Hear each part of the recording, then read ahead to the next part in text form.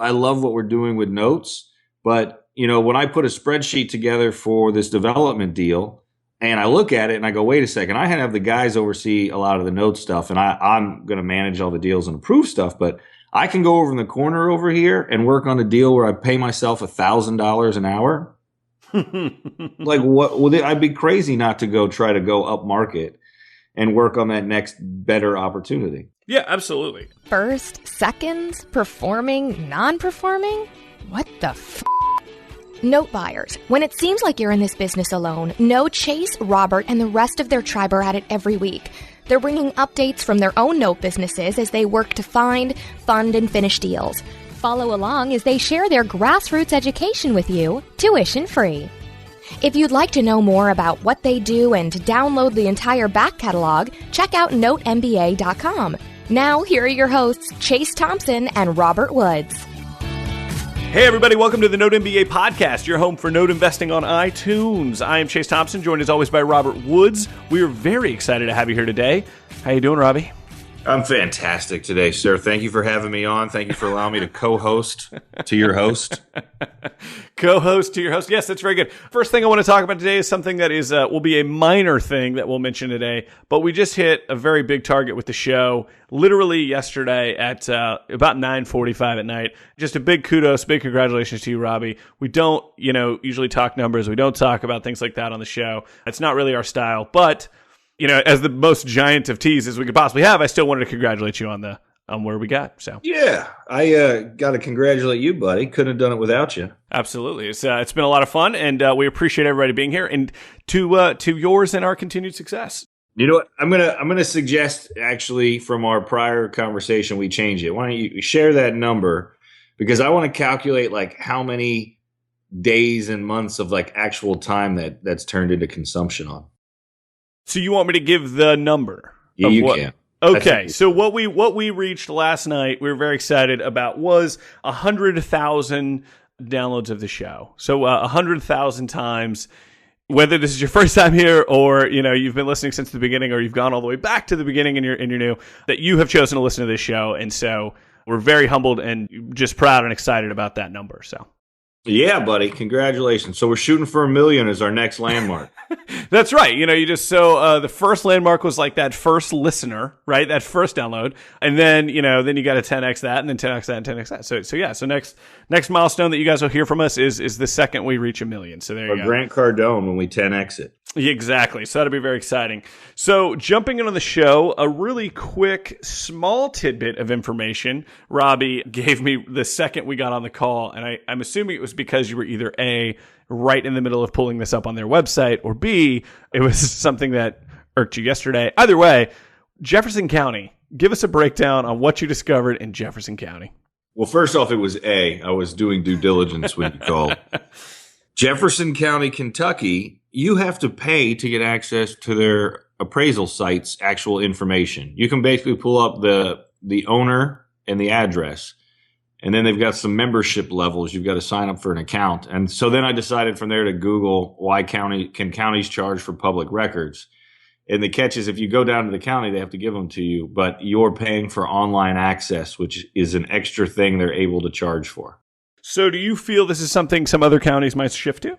No, I think it's ridiculous. Once they find out? I think it's absolutely ridiculous. I'm not disagreeing with the ridiculousness. I'm asking the norm for politicians and, others wanting to make money where they can and sometimes needing to make money where they can. Do you see this happening?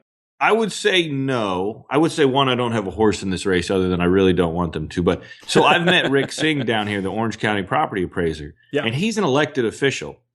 So the people that are utilizing the property appraiser site for their business, for everything that they're doing, then having to pay to access information, I think that would raise a few eyebrows. I don't think people would be too happy about that. I see. So maybe more of like a constituency issue. Well, I mean, obviously constituency issue. Yeah, I find it to be an interesting, if a Jefferson County, employees having lunch with another one and then, oh, hey, by the way, this has, been a revenue driver for us. Then again, I can't really see it being that massive of a revenue driver. I don't know how many people utilize this information, but still rather interesting and, kind of. Well, wait a second. So I just thought of something interesting, though. That exact reason is more of a reason now why I think I need to go back in my due diligence and pay the money for the account. Because most people are going to look at that, and that will be their barrier to entry, that they go, this is stupid, and they just won't spend the money. So then they won't get the information. So now they're no longer going to do due diligence on that asset, which would automatically lower the market for that asset and probably through that lower the pricing you could expect on it. Or just increase the opportunity that your pricing, regardless of what that would be accepted. It'd be a barrier for me. I mean, that'd be a barrier for me. Given the uptick in pricing you and I were just talking about. Yes. Things are getting expensive. Things are getting expensive. So I've been having conversations with a lot of different investors. We don't love to talk about this topic on the show, though we've broached it occasionally. The thing that's interesting about the current expensiveness of some of the deals that we're seeing in notes and things like that is maybe I'll tell you what I think it is, and then you can give me your perspective on if that might be accurate. I think it's new money coming to the market because of things like this show, because of drying up of other opportunities in other types of markets, things like that. So people come in with certain expectations for what they've paid outside. So like 70% of ARV. That's something that a lot of people quote all the time. So when you bring that to the table here, instantly that's where their mindset comes from, if that's the market they're coming from. So they're just going to offer way more than I ever would. And why would an asset manager not say yes to that? Yeah. It also, again, we're always trying to expand the reach of our relationships and how many people we buy from. Maybe it's another sign we need to get back out and we need to put some time into the research phase of looking for some more people to buy from. Definitely. I definitely think it's an opportunity. I mean, we mentioned just a couple episodes ago the sell-off of 9,000 new loans from Fannie, right? I mean, so there's going to be more of that product trickle down with more individuals, getting into the market at the retail level. I can only imagine that means there's more individuals getting into the market, at that higher echelon, that higher buying cycle. So yeah, I mean, they're going to be in a situation where they're not as familiar, say with the product that they're buying, so I definitely agree with that. On that note though, if people have stuff they are looking to wholesale or move, we don't have a problem paying wholesale fees. We'd be happy to take a look. Actually, we got a call last week from a very entrepreneurial young lady who's expanding her business and is almost going to be done working, I think one more year, about an asset she was trying to sell. The price wasn't right, but I liked getting the deal put in front of us. So if anybody has anything like that, don't hesitate to email us. Oh, yeah, certainly not. Make sure you have it under contract, though. Yeah, I was going to say, ask@notmba.com. You can send it over to us, and we'll definitely take a look. Make sure you have it under contract, though. I like that. That is definitely necessary. So should we talk about settling deals or some of the deals we're getting out of? Settling deals. Settling deals. So back to discussing, what we talk when we talk about the value of putting boots on the ground. Mm-hmm. Remember, it's probably been 6 weeks now. I'd have to check. It was in June. Wait, I came back from Asia in May. The first week of June was my cousin's graduation. So yeah, whatever that was, about 6 weeks ago, almost 7 now. I went up to Ohio and I made contact while I was there through speaking to a tenant with a borrower on a property that, obviously was significantly, this one was about a year in arrears that we had picked up in Columbus, Ohio. And the borrower reached out to me and we've since worked out a settlement plan. And we got this property reperforming. And it just goes to show, now granted, it helped to coincide with that trip, but spending, the $500 to get boots on the ground personally, which in this case was me, the flight, the rental car, and the hotel, is going to turn into a significantly increased return because we're going to start seeing money coming in right now. We're no longer spending more money for foreclosure costs. And it's one of those things that it does show that sometimes we can go work this out. We don't have to foreclose. We can keep people in their properties. Everybody kind of wins. And this guy's also, it's crazy. This is a business loan. They're paying 18% on this, on their delinquent, on their UPB, excuse me. So the arrears is growing nice and fast. And it's a nice deal that we've gotten reworked out. So I'm pretty happy about it. Yeah, for sure. And I guess to speak to that boots on the ground and paying to get where you're wanting to go anyway. I mean, this is a deal like we talked about before we started recording where, if we had to finalize on that foreclosure, if they hadn't reached out to you or whatever, we would have been in a great position also. So in mapping out these exits, we've got multiple strategies here, right? Like it wasn't, the borrower reaches out to you sometimes and you're like, crap, really wanted I didn't want to take this to foreclosure, but that was the route that would have resulted in X, right? Like, well, this is one, it's great for everybody. This deal's going to be good as a reperformer. It would have been good as a foreclosure to retail, and it would have been good as a foreclosure to rental, which obviously... Really? That's pretty interesting. Well, I kind of look at it this way. So sometimes we see some that aren't good foreclosure to rental. We get in the higher price brackets of what we're talking about. Yeah. It doesn't make sense. Those are ones we need to wholesale or retail sale. But this one, was one of the ones that you're like looking at your exit strategies, and even a deed in lieu we offered them we did send him an email offering a deed in lieu. Obviously, we wouldn't go after him for deficiency, and a willingness to provide $1,500 in relocation funds to the current tenant. And they obviously didn't go for it, but that would have been another great exit strategy for this deal. So it was one of those nice ones where we didn't have a bunch of second mortgages or any other outstanding liens. Just I think about $1,200 in back taxes, so nothing too crazy. Oh, yeah, that's awesome. So, but, you don't see the multiple opportunities. I mean, geez, that thing could have exited pretty much any way we imagined that would have been, and it would have worked out well. So that's good. It would have been good. Yeah. For sure. Oh, you know what? I'm going to transition real quick to a deal. We didn't really go over this, but I'll give you some update in Miami that we bought a while ago. Yeah.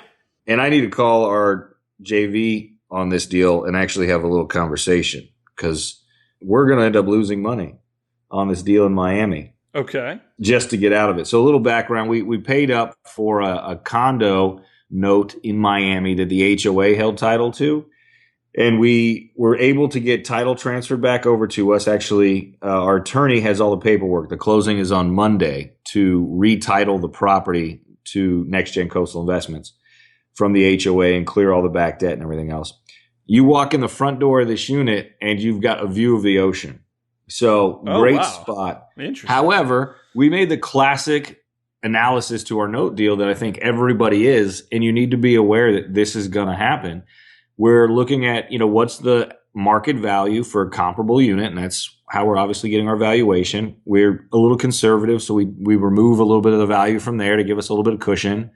We allocate for a 30-day closing, some concessions to sellers, and commission and closing costs, and then we're really looking at about 85% of that lower number, and this is how we're analyzing the deals. Well, that's assuming it's in a relatively retail-ready condition. And we got in this unit, it needs about $50,000 worth of repairs. I mean, it needs everything. Kitchen, 2 bathrooms, flooring, paint, HVAC.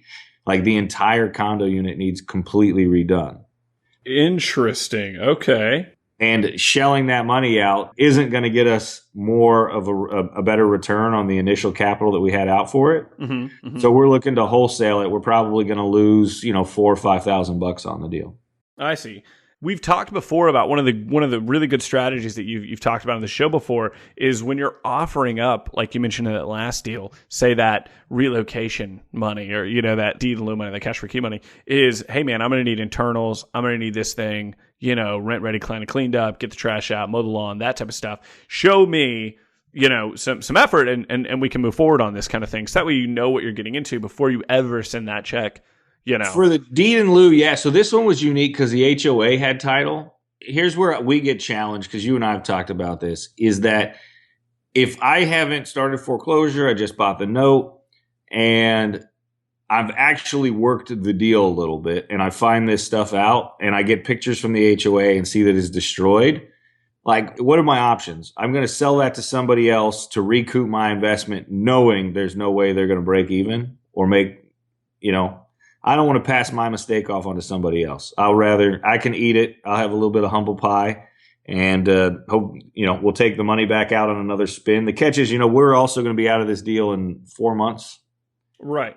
So, I'll eat the $4 or $5 grand. We'll take the cash out on another spin on another asset, and hopefully we'll come back with such a good return on that next investment. It more than compensates for the 4 months lost and the $4 or $5 grand we're going to end up losing in the deal. And that's unique to this scenario, but you've got that opportunity to still say, meet an investor expectation of, annualized 12%, right? Because we're in and out 4 months and it is what it is.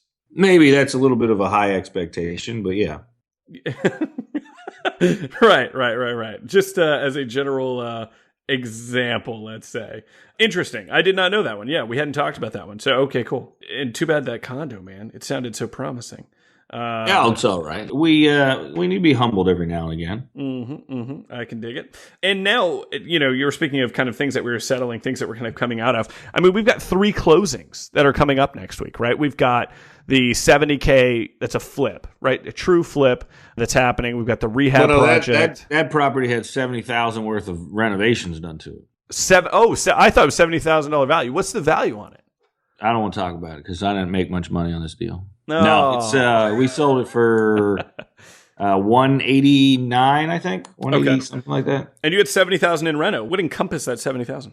The house was built in 1910, essentially rebuilt in 2016. Okay. I mean, we changed the roof line, new trusses, new plumbing, new electrical, new HVAC. I mean, new everything. The house is brand new. New windows, new patio in the back. Like everything on the house is brand new. And it's closing next week.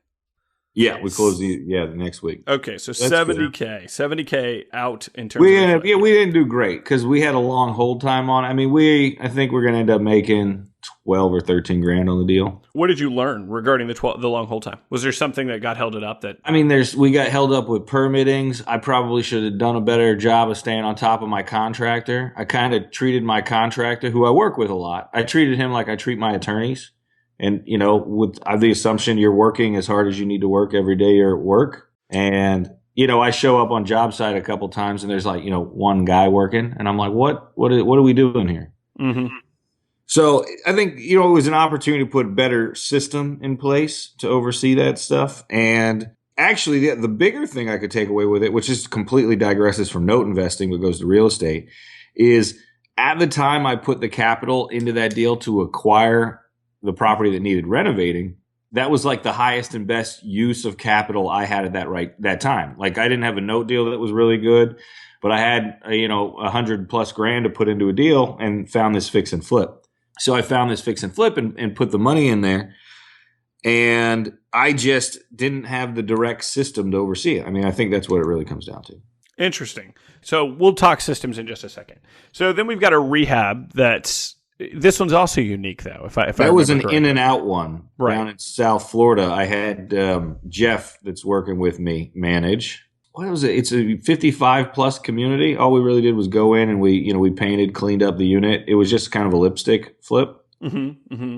But the great thing is, Jeff was doing the numbers. It was a very low value deal, but we paid a good return to the investor, and Jeff made a few bucks, and I think my cut on it was like $2,500, and I think I worked maybe 2.5 hours on the deal. That is not a bad hourly rate. I think that involved raising the capital. Wiring the capital, and auditing an Excel spreadsheet like 3 times. So it was a good deal. I was going to say, it's pretty good highest and best for what Robbie can do on that. Yeah, when you've got, multiple deals going on, and that one just is going on in the background, it was you can't complain. Fantastic. And then we have a note closing that's happening per the title of the show. It's the retail sale of a note, and this was the one that we were talking about, might have been last week or the week before, with the issue that we had a contingency in the contract for the buyer's home, their primary residence, to sell before closing on this one, right? Without having a penalty. And this one got pushed back. But we're getting it closed. We made a very nice return on this note deal. We'll get the case study will come out probably a week after the closing, and we've got some more case studies coming out, right? Yeah, I'm really actually excited about the case studies that'll be coming out. I've mentioned before about making the improvements to the website, and so adding an entire new section to the website, showing off the case studies, how we're going to have that look, what that's going to look like. I'm really excited just about that general push and the evolution of kind of what we're doing, and seeing everybody's reaction to it, seeing their opinion of how those things are going. So yes, I'm excited about the case study coming out. I'm excited about the general evolution of that portion of the site and the deals as we exit them. Really, really pumped about that and how we're going to make those look. We're going to put all the deals up. So like the flip stuff too, the development deals are going to go up there. Well, that was like episode, oh my gosh, that had to have been like episode 70 where we talked kind of about the turn, right? About the increased desire to just expand within the realm of real estate. Obviously, notes still being a part of the business, notes being an important part of the business. But I mean, next week we've got 3 closings, a third of which are note deals, right? Which is, I would say, a large portion, or a larger portion than most people's closings that will be happening next week. And we should be buying some stuff next week too. Well, if we have any asset managers that listen to the show, if they could go ahead and Well, we've got like in the last week I've got like 14 bids out. Yeah. So we should be good. So we'll have some more numbers for everybody coming soon. Speaking of systems, speaking of all of that stuff. Oh, wait, real quick, before we leave deal chatter, we have a development happening. I don't know how much you can really talk about it. This is a $500,000 development deal that's happening. So, well, we're working on it right now. We're in due diligence, and its land acquisition is going to be right around $400K, and then the development project we're looking somewhere around $1.2 million. Okay. Gotcha. So it's an exciting thing. We're working on it. It's all getting put together. But as I've said, we're building that house right now. We've got that project going on, and we actually should be getting it handed over from the builder on Friday next week too. So that's actually really awesome. That's the spec build that we put up a video on the Facebook page about, correct? When you were out in front of the spec build. Very nice. So we're getting ready to start pre-marketing that. But, I think the market across the United States is heating up. I read the Wall Street Journal every morning. I'm looking at Fed rates rising. I'm looking at what's going on with like Pulte Homes and these national home builders. And it all plays into the mortgages, what's going on with lenders, who's tightening rules. We talk about the non-performing notes we're buying, what markets are getting hot. So it's something to pay attention to. I still think the market's in a really great spot. We've modeled this project assuming about 15% higher construction costs than we've been quoted from our contractor, and selling it 95% of current market pricing right now. And we've also modeled it out so that if we end up needing to retain the property, it's good as a rental.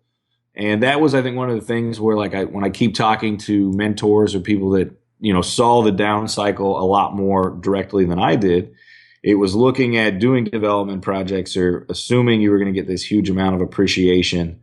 And I'm bringing it full circle because, one, we are looking at going in more and more to development projects and larger projects. But when you're having some of these conversations with asset managers, the assumptions that they're making, the ARVs and the values are only going up. Like, don't try to sell me today on, what it's going to be worth in another year. You're the one trying to sell it. If it's really going to be worth that much, you'd keep it. You know what I mean? I say again, if we have asset managers. I did have that conversation this week. So he's telling me about the appreciation of the market and how much it's going up. It's going to be worth 10% more next year. And I'm like, well, okay, well, you should keep it then because this is crazy. Anyway, yeah, we've got the development deal. But, here's how we're going to talk about it. The only way we're able to do this and what's important about it is, we always talk about it. And it's one of the things Chase and I wanted to hit on in a deeper level of developing systems. Mm-hmm, mm-hmm. And I had my call with Michelle this week, and she quoted Mark Victor Hansen, said he's the one responsible for this. I didn't Google it. I took it at her word. If I'm wrong, email me. I'm going to ignore it. Anyway, she was saying systems, standing for save yourself time, energy, and money. And it's so true. And I spent this week in the office. We've got a large 6-figure JV that we're exiting, and I needed to do a full audit of the joint venture from acquisition all the way through our disposition of the property with the HUD ones. And then we sold off some seller finance notes that we created. And then also, match up all the bookkeeping. Do I have receipts for everything that was agreed upon, and, appropriate amounts, and everything adds up. And then really be able to say, hey, this is our exact yield from these deals. And then throughout the course of that, we put together what we send off to the investors so that they can analyze the results of the deal and make sure that, everything adds up on their end. And it took me 3 days of the week. And Chase, you and I've talked every day this week, but I had Tonio here working with me to learn how to do that. And then we've created this 2-page Word document that basically goes through the steps, the process, and everything that goes into it, so that now I don't have to do this anymore. Tonio can do this as he's learning other aspects of the business. And that, hopefully in another 3 or 4 months, we're teaching it to somebody else so that he can move out of helping me, clear out all this other stuff, the administrative stuff that systems take, what would be 3 days of time down to doing it in, a couple hours. Exactly. And it's taking that, it took you 3 days to get all this done, but going forward, every single dissolution, every single disbursement, every time we exit a deal, it's going to be flawless, or, some semblance of, wow, these guys really have their stuff together when it comes to this, because putting all of those pieces in place and then moving forward. Now, I love systems. I love developing. And actually, this is a phrase I never use. This is an acronym I never used really until you started using it often. But this SOP, right? The standard operating procedure. I love developing these things. The thing I struggle with and have struggled with now for the past few episodes, and no one's really known about this until I expressed it to Rob, and he's like, oh, we got to talk about this on the show. I love the development of them. It's the handing off of them that I am now finding I struggle greatly with. So I respect you very much so in your, I don't know how it looks to me from the outside looking in that it hasn't been too difficult with some of the stuff that you've been handing off. But delegation, you said, hey, before we record the episode, we talked about this like 3 days ago. You were like, I need to make a note of this to make sure we talk about it on the episode. You were like, how should I notate this to make sure you remember to talk about it? And I said, put something down to the effect of like delegation anxiety or, something like that. Because we've fully delegated the production of this podcast. So much so that, usually we would record it and then I would do all of the audio dissemination and I'd edit it. Then we'd write the show notes and then I'd double check all the show notes. Then we'd find the links and we would just do so much of this, right? So for the past few episodes, unbeknownst to many people, we've delegated the entire production of this. And the past 2 or 3 Tuesdays before the show goes live, every night at like 10 o'clock on those Tuesdays, 10:30 on those Tuesdays, I get incredibly anxious and super worried. And I go back and I've double checked the work that, this great company has done with this, with the production of this thing. And it's not even a large, the show's a big part of our business, but it's not to say the delegation, like you're talking about, of a dissolution of an agreement. Like those types of, delegated projects. And I have been so anxious. It's just like, okay, did they do a good job? How did it sound? What, how did it exit? What was the clip? Like just all of these things. And they're nailing it. They're knocking it out of the park. And I'm still incredibly anxious about it. And like this helicopter parent about this thing that, we've created. So congratulations to you for going through the effort of developing these things, but then also having the discipline and the lack of ego, right? Ego being the enemy here, the lack of ego to say, just because I can do it and I can do it well doesn't mean I should be doing it, and doesn't mean that there isn't somebody who could do it better. And so kudos to you on that. And as a lesson to others when it comes to these delegating opportunities in your business, whether it's, we had Liz Broomer on the show with Node Investing Club a while back. She has that company where you can basically delegate some of your due diligence, some of that preliminary due diligence out, those types of things, or hiring somebody on Upwork to write or whatever the case may be. Having that presence of mind and that lack of ego is a huge opportunity for you to do more, be more, and have a better business and a better life. And I'm slowly finding that out, and I'm coming and trying to push through that anxiety. So, yeah, that's my take on delegation. What are your thoughts, Mr. Woods? Well, I think, no, it's definitely that. And by the way, congrats to you for getting the production off of your plate. I know that's a few hours a week freed up that we do have them doing an amazing job. And even if they were doing 80% of the quality you were doing, it would still be a great, great show. And you've gained that free time to go back and work on some of these other projects we've got going. Yeah, exactly. Yeah. It's kind of funny. The other thing we were talking about too is the value of your time. Like if you can do X and make, $50 an hour and it costs $25 an hour to have somebody else do it, why don't you, and you don't want to do the task, why don't you pay them to do it? And you go about doing your thing. Right, exactly. And it sounds so simple, though. And, you have mentioned it. And obviously, we read a ton and we listen to podcasts and we listen to other business people say literally the phrase you just said. And I know I've probably said it on the show, even now confessing this anxiety. You can go get someone to do XYZ for that $20, that $10, whatever the case may be. What is your time value of money? What is that worth? Just have them do it. I told you last week I got that cold call. after I had that deal closed, so I was in a really good mood. Yeah. I got a cold call from that clothing guy. Yeah. And when him and I were talking, I was like, I don't really like shopping, man. I was like, I get that these shoes are ridiculously expensive, but like the time it would have taken me to drive to the mall, to pick them out, then to try them on, and then drive back, I got a free pair of shoes today, and I just overpaid for one of them. You know? And what did he say to that in his position? He just kind of laughed because he realized it. It was just kind of, I think it was just a unique analogy. I'm sure that's the case for, this guy's average client, I'm sure, orders 3 times what I ordered. So that's what's funny about it. But it's still seeing that value at this point. I think that's been very surprising. I've talked to you about a good friend of mine who's an attorney out of Vegas, and he did not know that I even had this show, this podcast. And he listened to an episode and he said, oh my gosh, love what you're doing, love all that kind of stuff. But he said the biggest thing that I took home from this was y'all's conversation on the time value of money. And, in his position, billing at what he bills at, right? He's just like, there's so many things that I don't do, not because I can't, not because I don't want to, not because whatever, because it just flat out doesn't make sense. It just fiscally, it would be in error if you put this down on an actual, if you charted this out, it wouldn't make sense. It just flat out wouldn't make sense. And so, yeah, it falls in line with that. I just find that in this circumstance, it wasn't necessarily an easier said than done. It needed to be done, and it's more just a rallying cry, right, for other people that listen to the show. That's exactly. I think the thing we're pointing out here isn't about how great it is we've outsourced stuff. It's telling you about your business and the value you will gain by finding and bringing on the right resources inside of your team and growing it. Because I love what we're doing with notes, but when I put a spreadsheet together for this development deal, and I look at it and I go, wait a second, I have the guys oversee a lot of the note stuff, and I'm going to manage all the deals and approve stuff, but I can go over in the corner over here and work on a deal where I pay myself $1,000 an hour.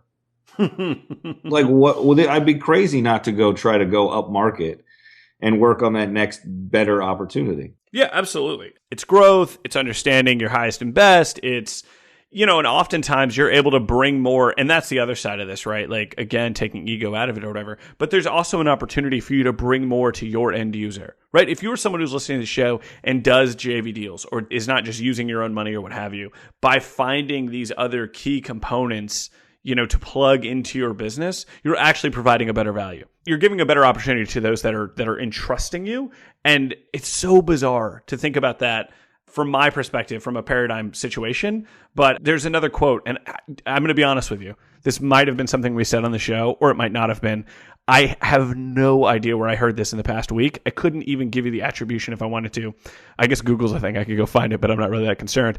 But the quote was basically this: don't get too good at the menial tasks.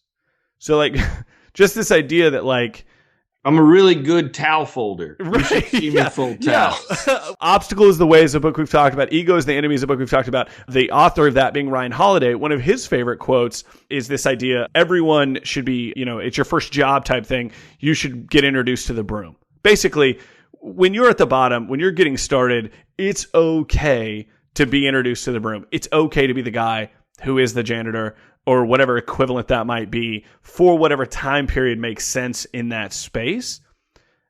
The flip side of that same coin, though, is don't get good at the menial tasks for numerous reasons. One, it'll pigeonhole you. And two, it just hamstrings your growth to an extent that is impossible to see until either A, you get out of it, or B, it just never happens. And so you'll never see whatever that other side is because it's never going to happen. I like it. Well, hey, I got to admit one other thing. We've been pushing it off because we've been busy, and we both need to put some time and thought into it. So we're going to give you guys a week of notice to put some time and thought into it. Chase, you know where I'm going with this? I know exactly where you're going with this. We go ahead and lead us in then, because you know. Well, we haven't talked about this at all, guys. So this is entire speculation on my part, but I'm pretty sure next week's episode, we're very excited because we're going to be talking all about where we're at with this year's goals. We're going to do a little... Oh, we are. The hard truth of admitting you've come up short in a few areas. It's always good to look in the mirror and take a moment. I'll say one thing, because I'm sure you've got something you want to talk about briefly on this, but one of my favorite people to follow on Snapchat, of all places, is the guy who actually has been the personal trainer for Gary Vaynerchuk for the past year and a half. His name is Mike Viaconti or something like that. Anyway, I'll have to find it. But he's a great follow on Snapchat, but he's just a really cool guy. He's obviously fit. He's a personal trainer. He's, all this kind of stuff. He just did a Snap kind of series, right? Because Snapchats aren't longer than 10 seconds. Where he did like 4, 5, or 6 kind of snaps in a row where he kind of did his mid-year look at his goals. And he's funny. So he does something very different. He actually does his goal setting in August, which was just kind of an off-note thing to mention. But he was coming up to like setting his new goals because August is coming up, right? And he said, so I thought I would take another look at the goals before I, went down to the table to, really start putting the next ones in place to figure out what I'm going to be doing for this next coming 12 months. And he said, I looked at all 5 of the large goals I set, for myself. These are the things I want to accomplish. This is where I'm going to go. And he said, and then the snap cuts out. So you got to click on to get the next one, right? And he said, I've accomplished 0 of them. Not even close. He's like giant goose egg on all fronts. He said, but the crazy thing is, and this is where we always talk about, right? Like if your goal is $1 million and you get halfway there, you're way better off than if your goal was 100,000 and you got halfway there, right? So he drove home this idea that he had 10x'd everything with full intention of trying to get there and missed all of them. No safety net, no nothing, missed all of them. And yet, if you, like myself, had been tracking him over the past 2.5 years, as he's been working with Gary Vee, because of my proclivity to want to check out Gary Vee and what he's doing, his business has skyrocketed. His notoriety has skyrocketed. His life has become infinitely, it's crazy to see where he's at now from where he was. And he's like, look, guys, it happens. What do? You write down 5 more goals and you go to work, right? Like that was his big message. Well, think back to October at Noteworthy in Vegas. And look at us now, buddy. Well, 100,000 listens there. So next episode, goal talk. Goal review. It's happening. Oh, man, I don't want to admit to it. So everybody else take a hard line look at your goals for the mid-year and maybe get them out when you guys get a chance to listen to next week's episode. All right. Well, thank you guys so much for being here this week. We appreciate you so much for listening to the show each and every time that you do it. If this is your first time here, be sure to head over to iTunes, give us a rating and a review, and of course, subscribe. Be sure to head over to Facebook, give us a like over on Facebook. We're going to start pumping out some serious content over there, so we're very excited about that. As always, the show notes for this episode and every episode, you can find them over at NoteMBA.com. And remember, tell 5 other people you know this week, this weekend at that barbecue you're going to about the Note MBA podcast. We'll catch you guys next week. I'll be at the beach, not a barbecue, but you guys have a good week.